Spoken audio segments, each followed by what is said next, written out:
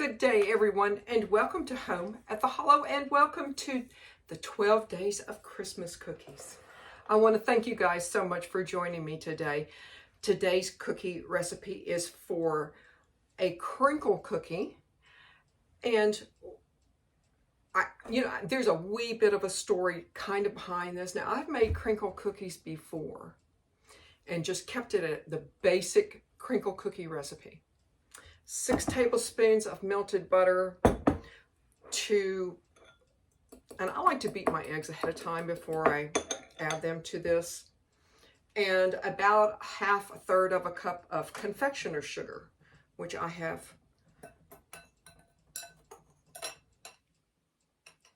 kind of mixed up a little bit. I should have sifted it, but I was feeling a wee bit lazy today. But I have a subscriber who I consider a very dear friend.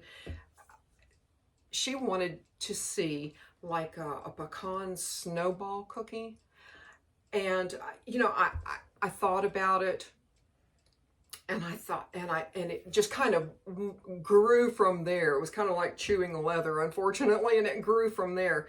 I'm going to make something similar to a pecan snowball cookie, a lot easier.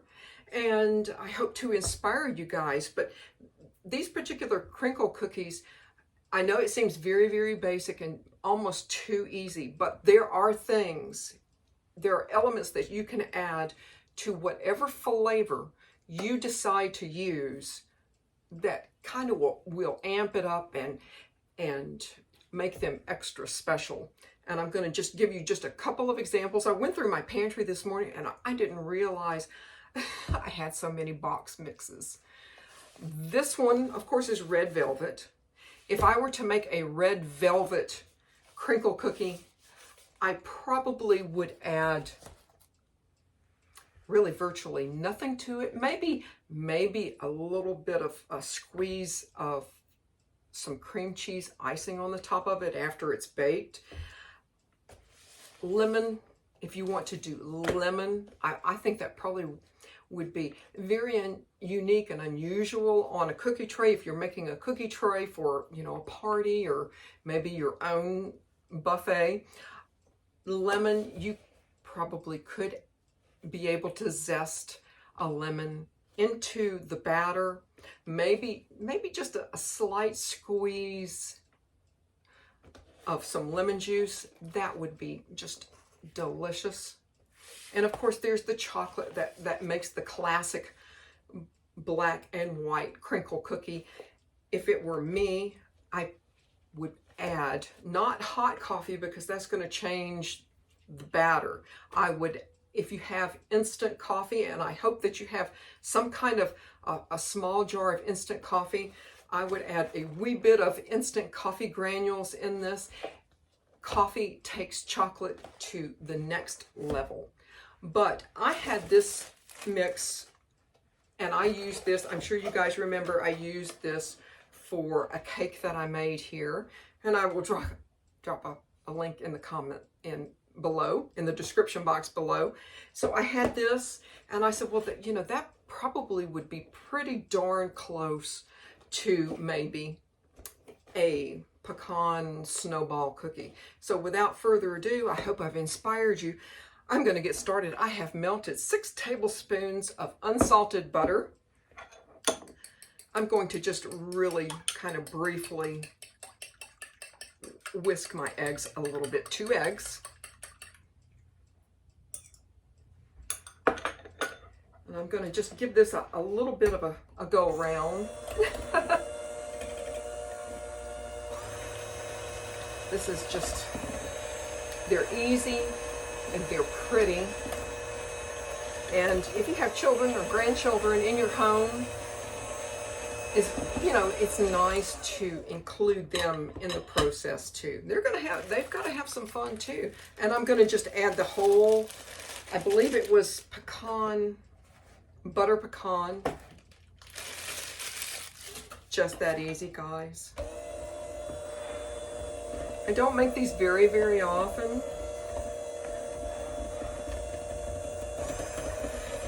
So we're going to just carry forward with this.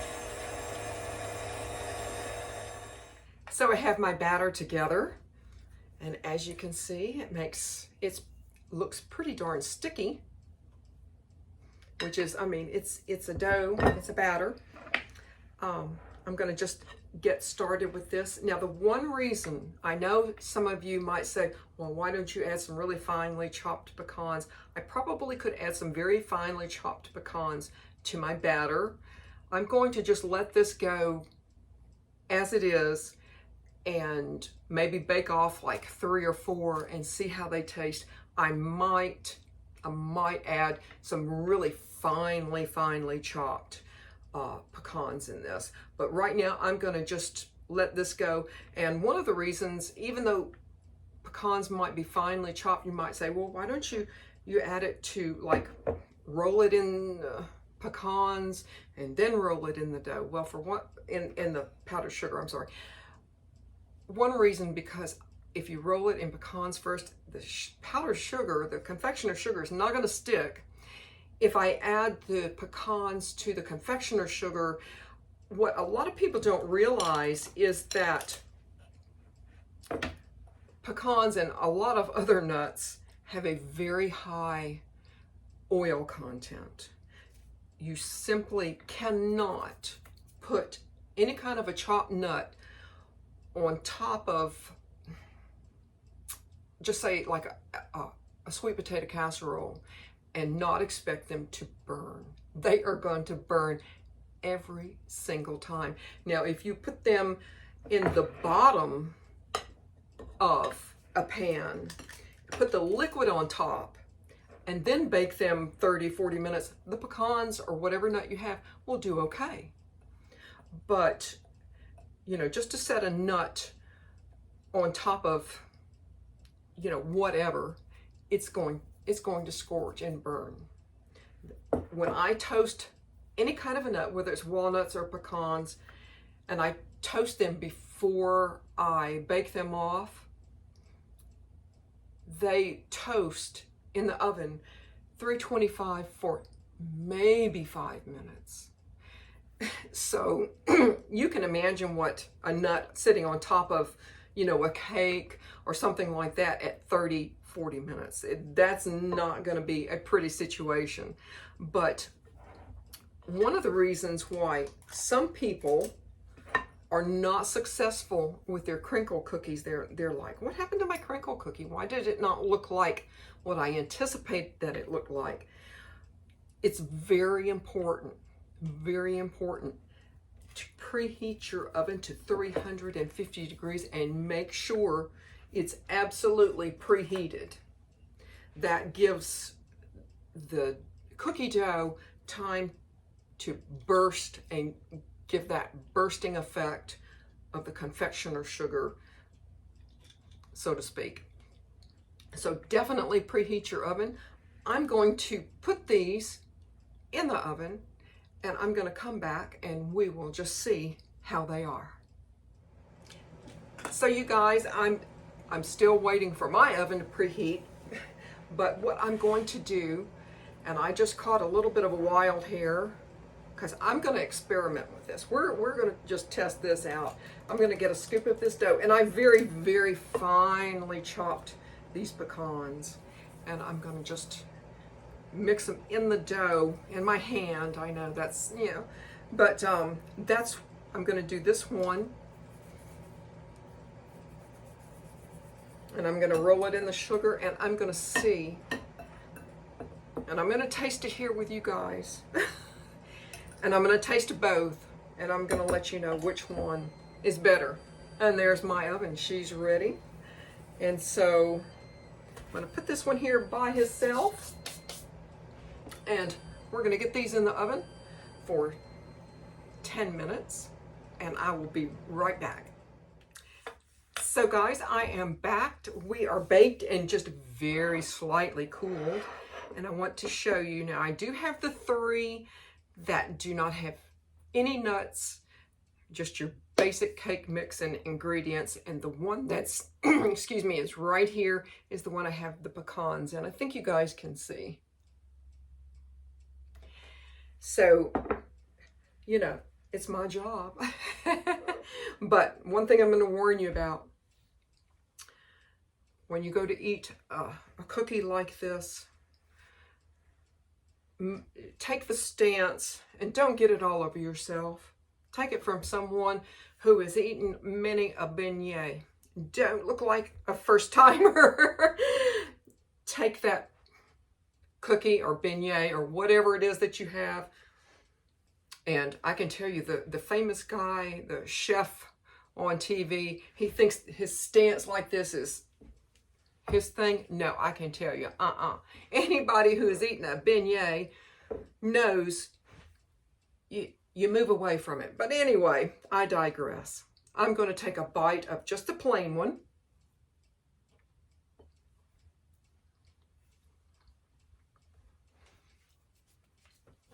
And of course, it's delicious.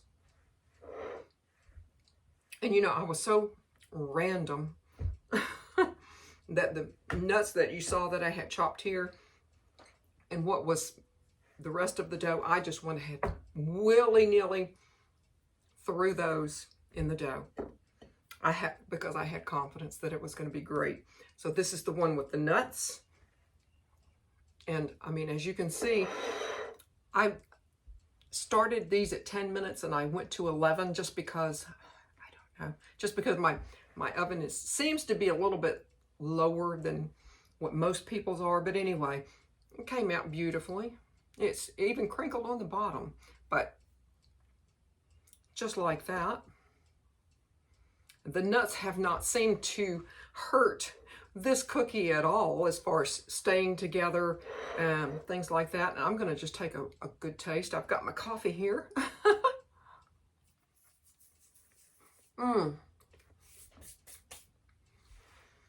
Add the nuts.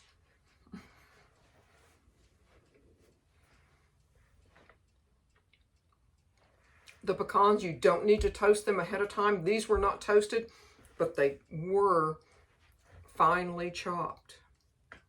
I'm feeling like I have powdered sugar on me, but they were finely chopped. You do not want to add like a pecan meal in here because then you're going to change a lot of things about the cookie. But oh my goodness, add the nuts and make your own variation of like a snowball cookie with the pecans and the gooiness of this particular cookie. I'm going to write the ingredients list down in the description box below, along with some of the variations. You know, you do you, and you know, you may have youngsters that have their own ideas too, and all I can say is, you know, what fun to involve them and get them to where they have an interest in taking care of themselves, an interest in maybe contributing to the household as far as cooking is concerned. And it also gives them a good idea of, you know, you get in the kitchen and you do this and it's a great thing, but then you gotta clean it up too. So thank you guys so much for joining me today right here, oh my goodness, home at the Hollow. Bye guys.